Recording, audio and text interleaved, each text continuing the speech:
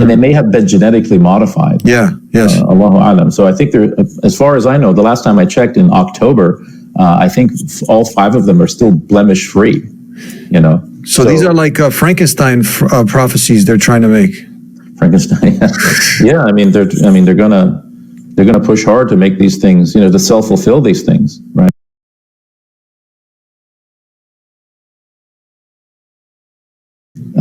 And Muslims should make a note of this in 1 John 2:22. So this is the first epistle of John. This is not the Gospel of John, although it's sort of the same, you know, Christology. 1 John chapter 2 verse 22.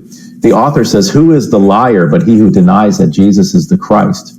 And then it goes on to say in the Greek, "Houtas estin ha antichristos." This is the Antichrist. The one who denies that Jesus is the Messiah is the Antichrist. This is the New Testament. This is the teaching of the New Testament. This is not my opinion. You know, this is not what the Quran says. This is not what the Hadith says. This is a New Testament. And Eddie, I'll tell you a true story. Repeat that again before you go. Whoever denies that Jesus is the Messiah. We don't deny Jesus is the Messiah. Yeah, exactly. We believe he's the Messiah. Exactly. So I'll tell you a funny story. I was in a coffee shop years ago, and I was studying I was doing something with my dissertation. So I had a Quran and a Bible on my table.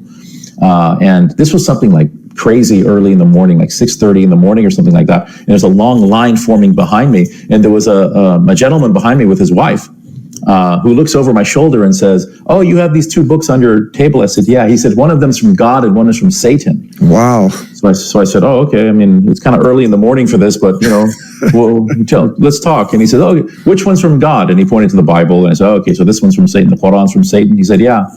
And I said, "Well, why do you say that?" And he said, "Well, you know, the Bible teaches that those who oppose Israel will be accursed, right? So anyone who opposes Israel will be cursed." You know, this kind of Schofield Bible line. And so he goes on to say, these Palestinians in Israel, right? They're all antichrists. And he used that word, antichrist. So I said to him, "The Palestinians are antichrist?" And he said, "Yes." And I said, "Does the Bible say that the Palestinians are antichrist? Does it actually use that word?" He says, "No, but whoever opposes Israel is accursed." So I said, "Well, you know, the New Testament does mention the Antichrist. Let's read 1 John 2:22. And I read this verse: "Whoever does not, you know, the one who denies that Jesus is the Messiah, you know, this is the Antichrist." So I said to him, "You know, these Palestinians are Muslims and Christians. You know who they believe the Messiah is Jesus Christ, is Jesus of Nazareth, peace be upon him. But these Israelis don't. So who's the Antichrist?" And I remember he became so enraged. I mean, he literally tried to physically attack me. His wife had to hold him back. But you're telling the truth. The truth shall set you free.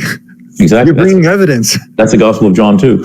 Yeah, but it seems like people don't want to be led to the truth. They want to stick in their bubble and believe these fake prophecies and these fake interpretations. Well, that's what it is. It's called cognitive dissonance, right? So when your beliefs are suddenly falsified and you have no rejoinder, you know, you have to. You don't know what to. Some people they fight. Some people they fly. Right, because they don't know what to do with that tension. They don't know how to resolve that tension. So the rapture, this whole thing, that also is connected to that. This is a fake teaching, right? This is false. The rapture is a later teaching. It's based on something Paul says. We're going to be caught up in the clouds with the Lord. Yeah. But it seems like Paul is saying they're sort of going to levitate and sort of meet Jesus as he's descending and then descend down to earth. You know, this idea that you're going to sort of just disappear. This is a later teaching completely. This pastor was telling me the same thing. This is another thing that they use. This was in the Schofield reference. They added this, and this is something that's also there's this whole